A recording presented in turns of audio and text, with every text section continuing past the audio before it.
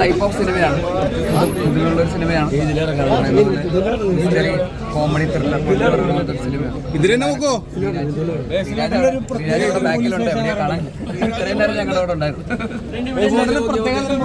അതെ അതെ, ശ്രീരാജ് അല്ല, അടുത്ത ആൾക്കാർക്കൊന്നും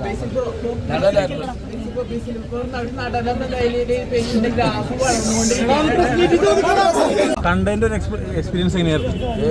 നല്ല സന്തോഷം. ഒരു വേറിട്ടൊരു മേക്കിംഗ് എന്നാണ് എല്ലാരും പറയുന്നത്. അത് എന്ത് തോന്നുന്നു? ആ ഒരു ഇത് വേറിട്ടൊരു മേക്കിംഗ് ആയിട്ടൊന്നും തോന്നുന്നുണ്ട്. അടിപൊളി. നിങ്ങൾ കണ്ടില്ലേ? പടം കണ്ടു. ഇഷ്ടപ്പെട്ടു. പുള്ളി കോഴിക്കോട് തന്നെയാണ്.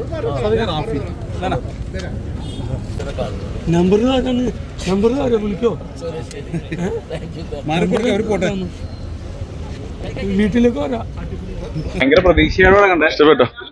ചേട്ടന്റെ കഥാപാത്രമൊക്കെ ഭയങ്കര രസമായിട്ട് വന്നിട്ടുണ്ട്. Thank you bro. എന്ത് തോന്നുന്നു സിനിമ കണ്ടപ്പോ? സിനിമ ഭയങ്കര സന്തോഷം. നല്ല എക്സൈറ്റ്മെന്റ് ഉണ്ട്. സിനിമ നന്നായിട്ട് വരട്ടെ. ആയിരിക്കും എല്ലാവരും കാണുക. നിങ്ങൾക്ക് ഇഷ്ടപ്പെട്ടില്ലേ? പിന്നെ പൊളിച്ചു. മൂത്രപ്പേരിലൊക്കെ ഒരു ഇടിയുണ്ടല്ലോ, അതൊക്കെ അടിപൊളിയായിരുന്നു. നല്ല കനവുള്ള ഇടിയല്ലേ അത്?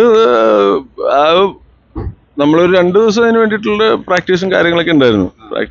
പിന്നെ ആ ഷോട്ടുകൾ നോക്കിയാൽ മനസ്സിലാവും. അതൊരു ഒറ്റ സ്ട്രെച്ചിൽ പോവാണ്. തുടങ്ങി കഴിഞ്ഞാൽ പിന്നെ ഇടിച്ചങ്ങ് പോവാണ്. ആ കൊറിയോ ഭയങ്കര അടിപൊളിയായിരുന്നു. ഭയങ്കര അടിപൊളി. കലി ഇൻസ്റ്റന്റ് മാസ്റ്റർ ആണ്. ഭയങ്കര രസമായിട്ട് എൻജോയ് ചെയ്തു അത്.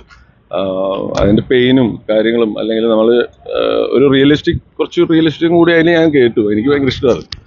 അപ്പം ആ പെയിനൊക്കെ വരുമ്പോൾ നമുക്ക് കുറച്ചും കൂടി ആ ഒരു ഫേക്ക് എന്നുള്ള ഒരു സാധനത്തിൽ നിന്ന് മാറുമല്ലോ. ആ അടിയൊക്കെ കിട്ടിയതും തലയെ പൊട്ടിക്കുന്നതൊക്കെ ശരിക്കുള്ളതാണ്. മൊത്തത്തിലൊരു ടോക്സിക് ഗായ് എന്നുള്ള രീതിയിൽ ആ കഥാപാത്രത്തിനോട് ചെയ്യാൻ എന്തൊക്കെയാ റെഫറൻസ് കൂടുതലും ഞാൻ ആ ശരീരം അങ്ങനെ ആക്കുക എന്നുള്ളൊരു ഇതുണ്ടായിരുന്നു. ഒരു 5 ദിവസം 6 ദിവസം കൊണ്ടാണ് ഞാൻ പെട്ടെന്നാണ് ആ ഒരു ട്രാൻസ്ഫോർമേഷൻ ചെയ്തത്.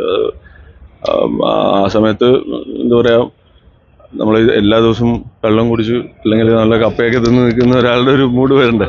ആ ഒരു ശരീരവും അങ്ങനെ ആവണ്ടേ. അതിന് വേണ്ടിയിട്ടുള്ള തയ്യാറെടുപ്പ് ഉണ്ടായിരുന്നു. അടിപൊളി തന്നെ. നമുക്ക് വില്ലന്മാരെ കണ്ടെത്താൻ ഭയങ്കര ബുദ്ധിമുട്ടായിരുന്നു. എല്ലാവരും ഒരേ രീതിയിൽ പെർഫോം ചെയ്യുന്നുണ്ട്. ഭയങ്കര ആരാണ് വില്ലൻ എന്നുള്ളൊരു കഥാപാത്രമായിട്ട് കാണുക എന്നുള്ളതാണ്. നമ്മളൊരു ക്യാരക്ടർ വേഷങ്ങളിൽ എനിക്കത് അങ്ങനെ കാണാനാണ് കൂടുതൽ ഇഷ്ടം. ആ ഒരു കഥാപാത്രം അത്രയും ഇൻവോൾവ് ചെയ്യുമ്പോഴാണ് നമുക്കത് ഇതാവും. എനിക്ക് ഭയങ്കര ഇഷ്ടമാണ് വില്ലൻ പരിപാടി ചെയ്യാൻ. ഭയങ്കര ഇഷ്ടമാണ്. കാരണം നമുക്ക് കുറച്ച് പരിപാടികളതിൽ ചെയ്യാൻ പറ്റുമല്ലോ. ഈ ഡയറക്ഷൻ പുതിയ ആളാണ്.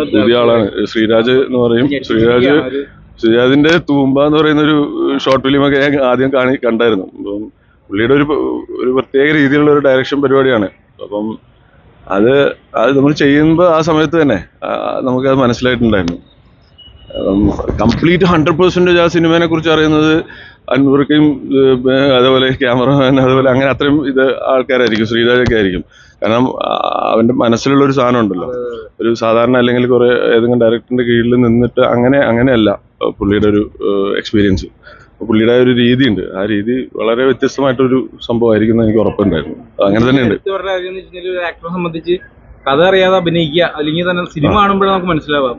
എപ്പോഴും ഫ്ലാഷ് ബാക്ക് ഇങ്ങനെ കാണിച്ചുകൊണ്ടിരിക്കുകയാണ് കംപ്ലീറ്റ് തന്നെ. അപ്പൊ നമ്മൾ അഭിനയിക്കുമ്പോൾ അത് എങ്ങനെയാണ് അത് ചെയ്തെടുത്തത്? അത് ആ സമയത്താണ് നമ്മളെ ഡയറക്ടറുമായിട്ട് ഭയങ്കര ഒരു കമ്മ്യൂണിക്കേഷൻ ഉണ്ടാവും. പിന്നെ സ്ക്രിപ്റ്റ് ഞാൻ ഒരു പ്രാവശ്യമല്ല വായിച്ചത്, കുറെ പ്രാവശ്യം വായിച്ചു കഴിഞ്ഞ് ഓരോ പ്രാവശ്യം വായിക്കുമ്പോഴും എനിക്ക് കിട്ടുന്നത് വേറെ ആയിരുന്നു. അപ്പം ആ സമയങ്ങളിലൊക്കെ ഡിസ്കഷൻ ഉണ്ടാവും ഫോണിലൂടെ. പെട്ടെന്നുള്ള സംശയങ്ങളും കാര്യങ്ങളും അന്നേരം തന്നെ ഇത് ചെയ്യും. അപ്പൊ ഒരു സിനിമ തുടങ്ങുന്നതിന് മുന്നേ അതിന് വേണ്ടിയിട്ട് ഒരു പ്രീ വർക്കൗട്ട് ചെയ്യുന്ന പരിപാടി ഉണ്ട് എനിക്ക്. ആ സമയത്ത് ഞാൻ വേറെ പടങ്ങൾ എനിക്ക് ചെയ്യാൻ പറ്റില്ല, അല്ലെങ്കിൽ അങ്ങനെ നോക്കാറില്ല. അത് ഫോക്കസ് ചെയ്തിട്ട് ഇത് ഒന്നിൽ തന്നെ ഫോക്കസ് ചെയ്തിട്ട് മാക്സിമം അതിന്റെ ഒരു ഔട്ട്പുട്ട് എടുക്കുക എന്നുള്ളൊരു സാധനം. ഇപ്പൊ ഈ സ്പോയിലർ അല്ല എന്നാലും ചോദിക്കുകയാണ്, ഈ ഒരാളെ കൊന്നിട്ട് സൗബിനോട് ചോദിക്കുന്നു പുളി സീൻ എടുക്കാമെന്നാണെന്നുള്ളൊരു സാധനം ചോദിക്കും. അതായത് പുള്ളിയുടെ ക്യാരക്ടർ അങ്ങനെയാണ്. പുള്ളിയുടെ കൂടെ ഒരു 10 പേരില്ല, പുള്ളി ഒറ്റയ്ക്കാണ്. പുള്ളിയുടെ മുകളിൽ വേറെ ആളും ഇല്ല എന്നുള്ളൊരു മൈൻഡ് ഉണ്ട്. ഒരു ഒറ്റ ബുദ്ധിയാണ്, ഒരു ഒറ്റയാൻ മോഡാണ്. ആരെയും ഒന്നും പേടിയില്ല. ഏതെങ്കിലും ഒരു കഥാപാത്രത്തെ റെഫർ ചെയ്തിട്ടുണ്ടായിരുന്നു അങ്ങനെ പ്രത്യേകിച്ച് റെഫറൻസ് ഇല്ല.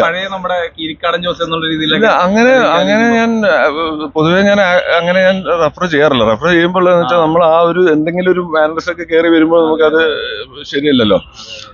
അങ്ങനെ ചെയ്യാതെ എന്തെങ്കിലും ഒരു പുതുമ നമ്മൾ ചെയ്യണമല്ലോ. അപ്പം അങ്ങനെയുള്ളൊരു ഇതുണ്ട്. അപ്പം കൂടുതൽ റെഫറൻസ് അത്രയും ചെയ്യാറില്ല.